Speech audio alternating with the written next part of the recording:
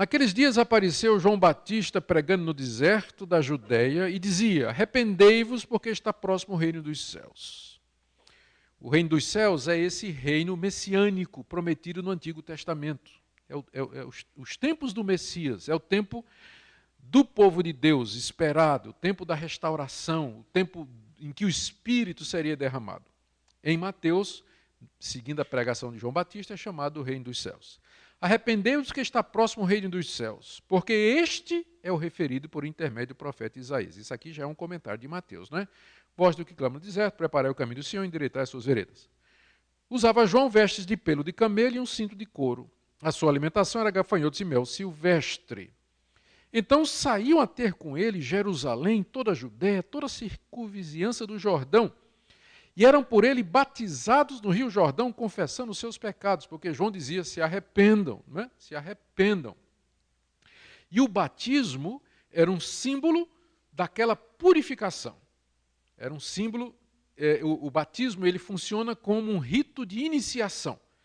Então, quem se arrependia, então estava entrando no reino de Deus. E o ritual da iniciação é o batismo. Lembre disso, né? Que isso vai ser importante daqui a pouco lembrar que o batismo é um ritual que marca o início de alguma coisa.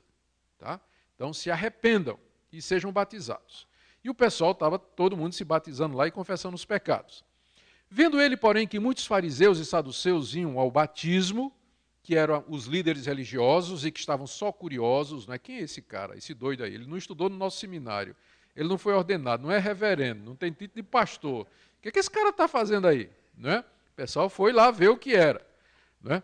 E não estava interessado em se arrepender. Aí João disse, raça de víboras, quem vos induziu a fugir da ira vindoura? Veja que a mensagem de João Batista era não somente de que o Messias estava chegando, que o tempo dos profetas estava se aproximando e que a justiça e o juízo de Deus estava chegando também, exatamente como tem na promessa de Joel, né? Combinando as duas coisas, a chegada do Espírito e o juízo. E ele diz assim, quem é que está induzindo vocês a fugir da ira de Deus? Produzi, pois, frutos dignos do arrependimento. E não comeceis a dizer entre vós, mesmo tempo o pai Abraão, porque vos afirmo que destas pedras Deus pode suscitar filhos a Abraão. Porque o judeu está dizendo, nós somos filhos de Abraão, como assim nós vamos passar no julgamento? Como assim Deus vai nos julgar? Nós somos os descendentes de Abraão. João disse, não, sem arrependimento, você vai para o inferno com circuncisão e tudo. Se você não se arrepender, circuncisão, ser filho de Abraão, o judeu não vai salvar você. Você tem que se arrepender para entrar no reino de Deus. E aí ele diz, já está posto o machado à raiz das árvores. Toda árvore, pois, que não produz bom fruto, é cortada e lançada no fogo. E aí vem essa declaração extraordinária que tem tudo a ver conosco. Eu vos batizo com água para arrependimento, mas aquele que vem depois de mim é mais poderoso do que eu, cujas sandálias não sou digno de levar. Ele vos batizará com Espírito Santo e com fogo. A sua pá ele a tem na mão e limpará completamente a sua eira, recolherá o seu trigo no celeiro, mas queimará a palha em fogo inextinguível. Está vendo o que é que João está fazendo aqui? Ele está ligando a promessa da vinda do Espírito Santo com o Messias, que ele sabe que é Jesus. Ele está dizendo, vocês estão pensando que eu sou o Messias? Eu não sou. Eu não sou digno nem de carregar a sandália dele. Ele está vindo depois de mim, é mais poderoso que eu. Para você ter uma ideia, o meu batismo é com água. Mas o batismo dele, sabe com o que é que ele vai batizar vocês? Com o Espírito Santo, porque ele é o Messias que haveria de fazer isso. Então, essa é a primeira vez que a palavra batismo com Espírito aparece no Novo Testamento. E ela, então, está associada com o cumprimento daquelas promessas, a chegada do Messias, o reino messiânico e juízo. Porque aqui é importante você notar que João disse que o Messias vai batizar com duas coisas, com o Espírito Santo e com... É a mesma coisa ou são duas coisas diferentes? Eu quero sugerir a você que são duas coisas diferentes. Porque veja o que diz o verso seguinte. A sua pá, ele a tem na mão e limpará completamente a sua eira, recolherá o seu trigo no celeiro, mas queimará a palha em fogo inextinguível.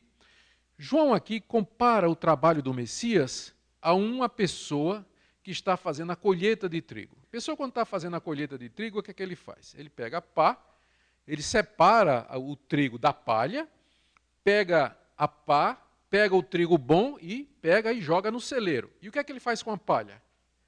Ele queima. Então, batizar com o Espírito Santo é guardar o trigo. Ou seja, salvação.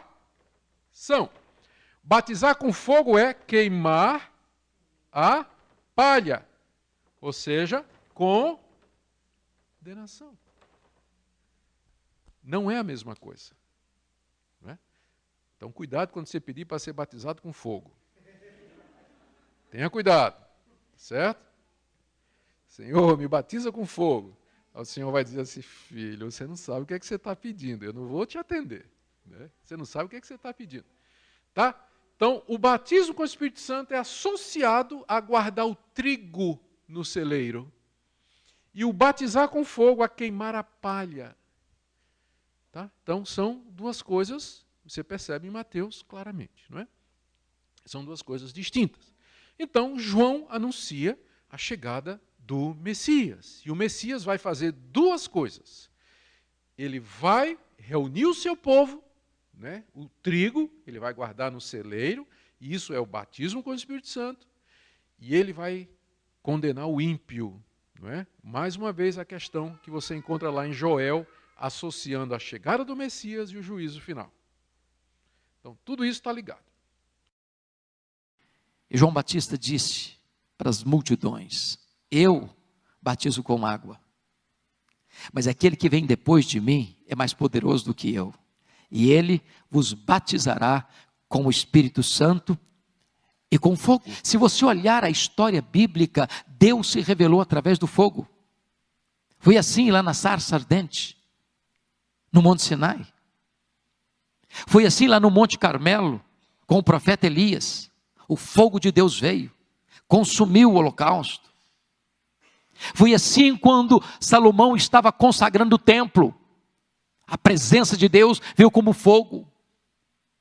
A Bíblia diz, e as Escrituras nos informam, que o trono de Deus é fogo, que Deus é fogo, que a palavra de Deus é fogo, que Ele faz dos seus ministros labaredas de fogo. E agora o Espírito Santo vem como línguas como de fogo, porque Jesus veio e a promessa de que Ele viria e batizaria com o Espírito Santo e com fogo. É claro que esse texto é um texto que dá margem para alguns e outros estudiosos dizerem que não, que batismo com o Espírito Santo é uma coisa e que batismo com fogo é o oposto de batismo com o Espírito Santo. Mas notem vocês que o texto não está dizendo Ele vos batizará com o Espírito Santo ou com fogo, mas Ele vos batizará com o Espírito Santo e com fogo. De tal maneira que as mesmas pessoas recebem tanto um quanto o outro. E aí me leva a uma ideia feita por Edwin Orr. Edwin Orr esteve aqui no Brasil no centenário do presbiterianismo. Talvez foi a pessoa, pelo menos que naquela época, mais conhecia e pregava sobre avivamento na história da igreja. E Edwin Orr relata um fato curioso, que ele estava pregando num grande culto de praça pública, uma grande multidão, e ele tem uma atitude que gera inicialmente muita estranheza, porque ele chama dois pastores à frente, um pastor aspersionista, como um presbiteriano, por exemplo, e um pastor imersionista, como o irmão pastor Batista, por exemplo. E aí na frente de toda aquela multidão, ele perguntou para os pastores assim, qual de vocês usa mais água no batismo? Gerou um constrangimento no auditório, era uma pergunta impertinente, era uma pergunta que gerava uma espécie de constrangimento público para aqueles dois ministros do evangelho. E antes que o desconforto pudesse ser gerado, ele respondeu, não importa a quantidade de água que vocês usam no batismo, a língua continua seca. Nós precisamos de um batismo de fogo, porque só o fogo pode entrar para as suas entranhas e purificar você. Quando você trata do batismo com fogo, você está pensando em quatro coisas. Primeiro, o fogo ilumina. Segundo, o fogo aquece. Terceiro, o fogo purifica. Quarto, o fogo alastra. Nós precisamos deste revestimento e deste poder. Deste poder.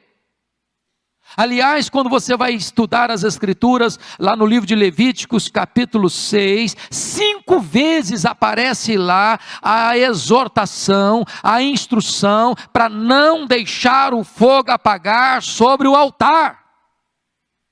Porque o fogo tem duas características: ou ele alastra, ou ele apaga. Para que o fogo continue aceso no seu coração, é necessário você manter o combustível do fogo, alimentar o fogo, porque senão ele apaga. Há muitos crentes, meus irmãos, que hoje estão como que cobertos de cinzas.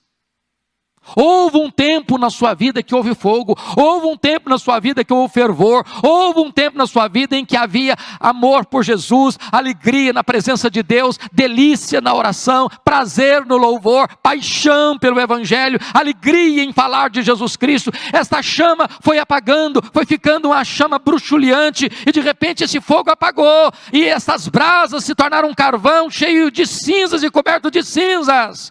Por isso o apóstolo Paulo diz para Timóteo: Timóteo, reavive, meu filho, o dom que há em você. E a palavra reavivar aí é o uso de foles para acender as brasas, para levantar o fogo, para aquecer novamente, para trazer fogo de novo. Nós precisamos deste fogo do Espírito Santo de Deus. General William Booth insistia com o seu povo: a tendência do fogo é apagar-se. Vigie o fogo no altar do seu coração.